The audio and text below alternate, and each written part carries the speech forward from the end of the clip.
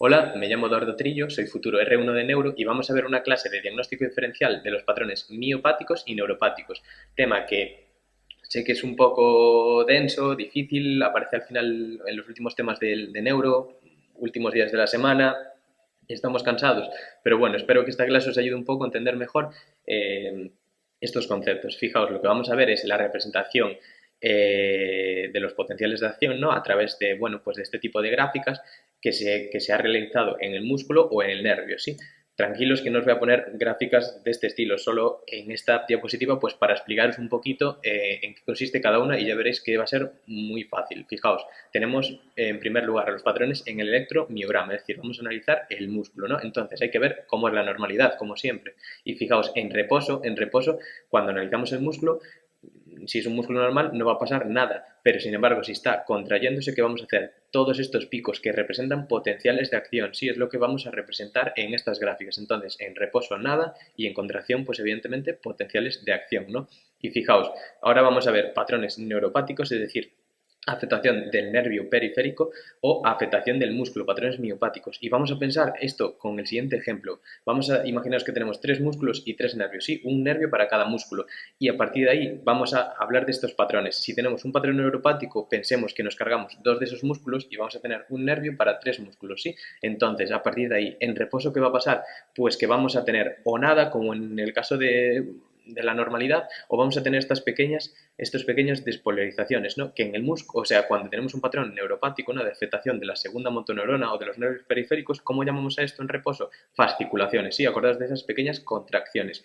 Y en contracción, cuando intentamos contraer el músculo, ¿qué es lo que va a pasar? Pues acordaos del ejemplo, tenemos ahora un nervio para tres músculos, por lo tanto, como solo tenemos un nervio, vamos a mandar pocos potenciales de acción, por eso hay 1, 2, 3, 4, hay muchos menos, aquí hay un montón que no los contamos, pero fijaos que esos potenciales de acción son más amplios que los potenciales de acción normales. ¿Por qué? Porque ese nervio tiene que encargarse de tres músculos, tiene que trabajar un poco más, ¿sí? Para que lo entendáis.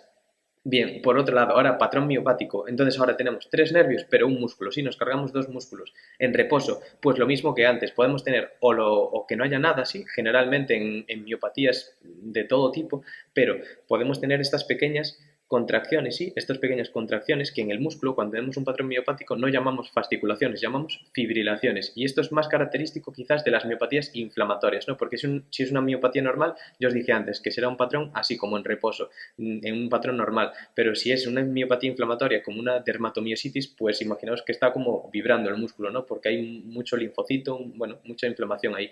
Y en contracción, fijaos lo que pasa. Tenemos ahora tres nervios para un músculo. Por lo tanto, como tenemos un músculo solo, la contracción, la amplitud, ¿ves? La amplitud es pues el pico que generamos es menor, porque solo tenemos un músculo, pero tenemos tres nervios que reclutan muchas más fibras de ese músculo, ¿sí? Tenemos tres nervios para un solo músculo, y como se reclutan más fibras, fijaos que la contracción, el reclutamiento de esas fibras, los potenciales de acción están como más pegados que aquí, están más pegaditos. Hay un reclutamiento precoz y denso de fibras musculares. Y vamos a ver rápidamente, porque hasta ahora hablamos de contracción, ¿no? De fallos en la contracción, pero esto es un fallo de la relajación. Esto pasa en los patrones miotónicos, característico, por ejemplo, de la enfermedad de Steiner, que en vez de tener un problema para contraer, tenemos un problema una vez que contraemos para relajar, ¿sí? Nos cuesta relajar, abrir las manos. Patrones en el electroneurograma. Vamos a analizar el nervio, ¿sí? Vamos a ver ¿cuánto tarda un potencial de acción? Sí, entre que activamos un nervio en un punto y llega a otro punto del nervio. Por eso vamos a medir, como medimos en dos puntos, la velocidad que tarda, el tiempo que tarda, que es la latencia, y la amplitud, ¿no? La amplitud de ese potencial de acción. Y en función de si lo que tarda mucho es en llegar de un punto a otro y por lo tanto se reduce la velocidad, tendremos un patrón desmielinizante, ¿sí? Desmielinizante, y si es al contrario, si lo que se reduce es la amplitud, ¿sí? De ese potencial de acción, pero las velocidades son normales, tendremos un patrón axonal. Acordaos que la mielina es la que da velocidad al nervio. Entonces, si pelamos ese cable, vamos a tener pues esa reducción en la velocidad y ese aumento del tiempo, ese aumento de las latencias, ¿sí? Bien, aquí un cuadro de resumen que me podéis pedir al correo o le podéis sacar pantallazo o lo que queráis. Siempre o casi siempre en todas mis clases de diagnóstico diferencial lo pongo, y para que os fijéis, repasamos rápido en el electromiograma, si es un patrón neuropático, ¿qué veíamos? Pues generalmente o nada, o silencio, o fasciculación, sí, fasciculación, esas pequeñas contracciones, y en las miopatías o nada o silencio, o veíamos fibrilaciones, acordaos, más típicas de las miopatías inflamatorias. respiratorias. Y si estamos en contracción en una neuropatía, ¿qué vemos en el músculo? Pues teníamos un nervio para 3 músculos, ¿sí? Entonces vemos solo pocos potenciales de acción porque tenemos solo un nervio, pero más amplios y más normalmente más anchos, ¿no? ¿Por qué? Porque teníamos ese nervio que trabajaba un poquito más. Y al revés, en las miopatías teníamos 3 músculos, o sea, perdón, un músculo para 3 nervios, por lo tanto, menos contracción porque el músculo, al ser uno solo, trabajaba menos, pero fijaos que, como teníamos muchas fibras nerviosas, reclutaban muchas más fibras musculares, ¿no? Entonces había un patrón ese denso, sí, reclutamiento precoz de fibras. Y en la neurografía, acordaros, si teníamos un patrón axonopático, sí, con fallo del axón, la amplitud del potencial de acción estará reducida y la velocidad de conducción estará reducida en los patrones desmielinizantes. Vamos a ver un ejemplo así más práctico, localización del defecto según dónde esté la patología, ¿no? Si tenemos una motoneurona, sí, una afectación de la motoneurona, pues generalmente podemos ver un patrón neuropático, sí, con afectación como si fuese del nervio periférico. Fijaos, ejemplo, pues la ELA, por ejemplo, ¿no? Acordaos de esa afectación de primera y segunda motoneurona, también sin afectación sensitiva, que es quizás lo más importante de la ELA, que no tenga afectación sensitiva. Si se afectan nervios o raíces un poco más periférico, pues lo mismo, un patrón neuropático igual, y después en función de si lo que se afecta es la mielina, pues un patrón de desmielinizante con velocidad de conducción disminuida. Por ejemplo, una neuropatía del mediano, acordaos de esa afectación sensitiva de los 3 primeros dedos de la palma de la mano con la mitad del cuarto, ¿sí? Y esa atrofia de la eminencia tenar. En la unión neuromuscular, pues fijaos, esto es curioso, generalmente la electromiografía es normal, si os acordáis, perfecto.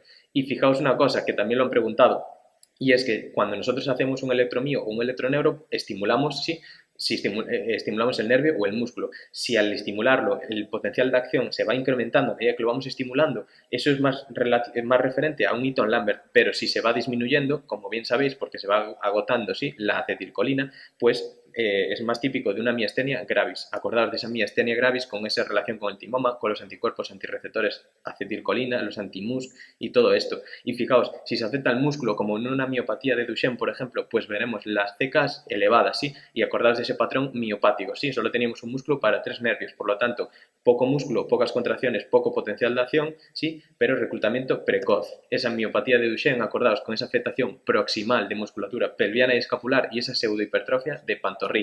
Bien, os dejo aquí otra vez el cuadro para lo mismo, si queréis pedírmelo o le sacáis una foto. Y lo han preguntado, fijaos, 2018, hace nada, electromiograma, ¿cuál es correcta? En la miastenia gravis, el potencial de acción inicial producida por la estimulación eléctrica está ligeramente, reducido o es normal, y eso es verdad, pero a medida que estimulamos ese músculo, ese nervio, ¿qué va a pasar? Que disminuye el potencial de acción.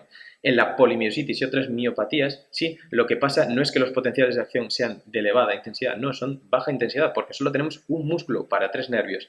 En el síndrome de Eaton-Lambert, ¿qué pasaba? Que la estimulación repetitiva de alta frecuencia disminuye el potencial de acción. No, eso pasa en la miastenia gravis. Lo que pasa es lo contrario, que aumenta el potencial de acción. Y algo que no dije de la miotonía, y si os acordáis, perfecto, y es que se caracterizaba por descargas de alta frecuencia, sí, de alta frecuencia.